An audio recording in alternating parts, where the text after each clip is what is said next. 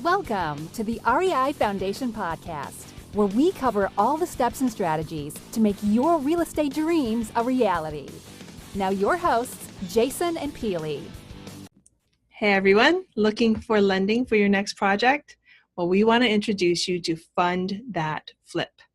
So what is Fund That Flip? Well, Fund That Flip is fast, affordable funding for your next real estate transaction. And trust me, we know. We've used them and are using them currently for deals that we're working on flipping homes.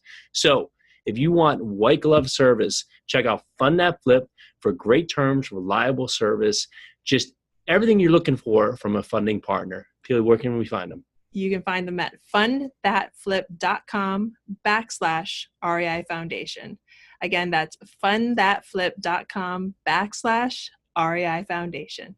What are you waiting for? Hi everyone, and welcome again to the Real Estate Investing Foundation with Jason and Peely.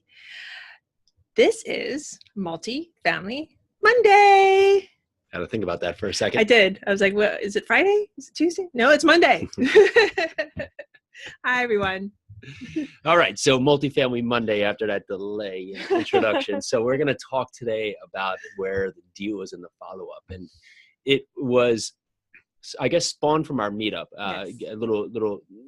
a little discouragement in just trying to go after deals and just not getting much feedback. And came down, we had Tom Caffarella on the podcast back a couple weeks ago, and just absolutely amazing guy and really big in the multifamily side and also on the real estate development side and the brokerage side. And he had an interesting fact that when you're doing direct mail and making contact, that generally the first go around, you almost never get a deal, almost 1%. And maybe the first time around, you might get even 2% of just contact back, let alone out of that 2%, you might have a 1 to 10 option of actually getting a deal.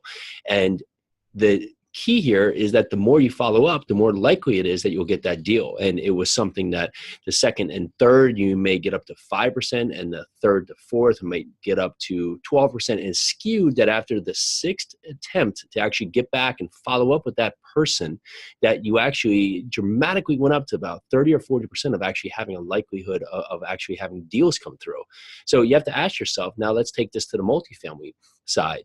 Are you tracking the deals that you're going after? Are you tracking the deals that you're underwriting? And are you putting them on paper so you know that what you're coming up with and what actually works with your numbers? And especially when you're going out there to make an offer, are you looking, if you're not getting a response or is actually getting rejected, are you going back every 2-3 months and checking in on that deal? Are you going back every 3, 4, 5 months and checking in on that deal?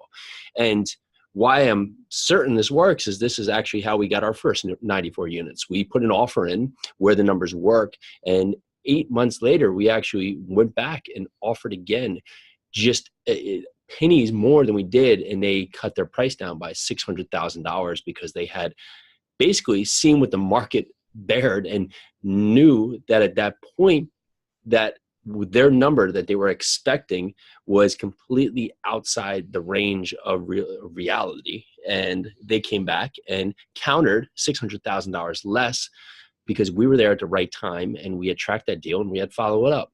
And follow-up is absolutely key. And you need to track your metrics so you can make sure where you're at. And that goes to the brokers you're talking to, the property managers you're talking to, and also the deals. So make a deal tracker.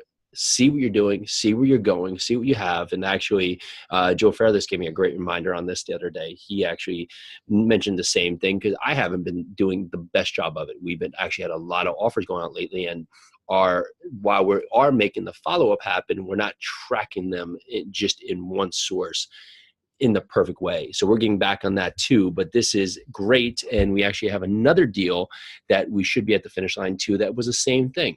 Had this going back into last year. Now we're in June, 6, 7, 8 months ago, and follow-up has gotten us back into play with this deal.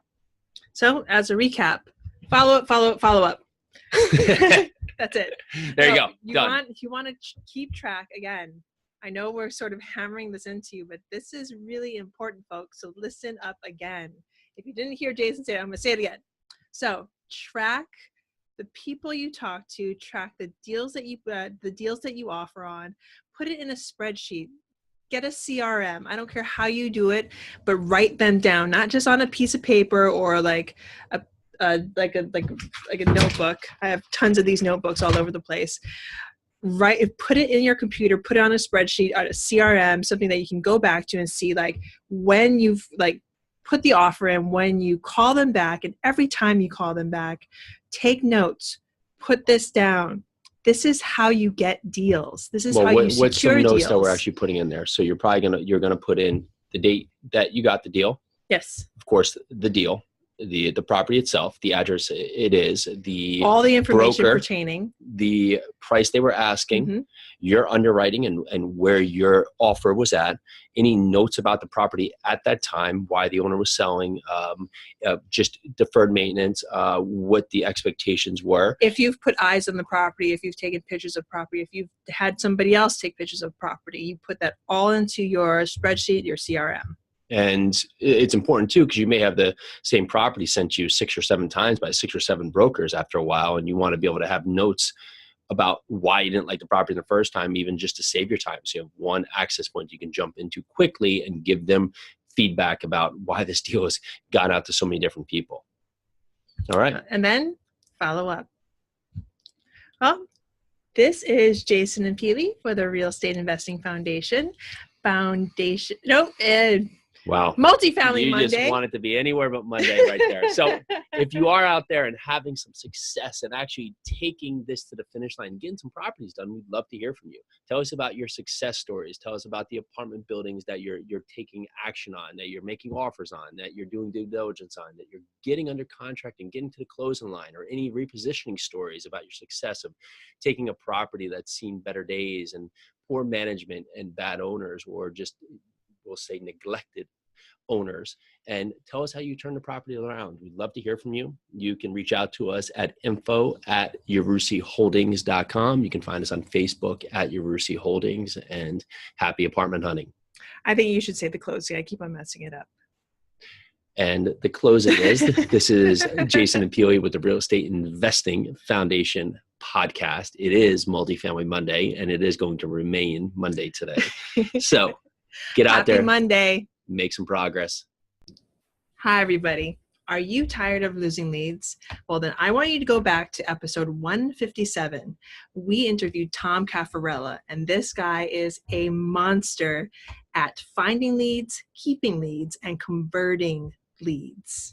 And Tom has a special offer for you. He is now giving away his simple 3-step process for how you can more than double your investment business this year by building a brokerage team without taking up any of your time. What? And if this sounds awesome, which it does, you can find all about it at www.buildateamthatbringsyoudeals.com. Again, www.buildateamthatbringsyoudeals.com.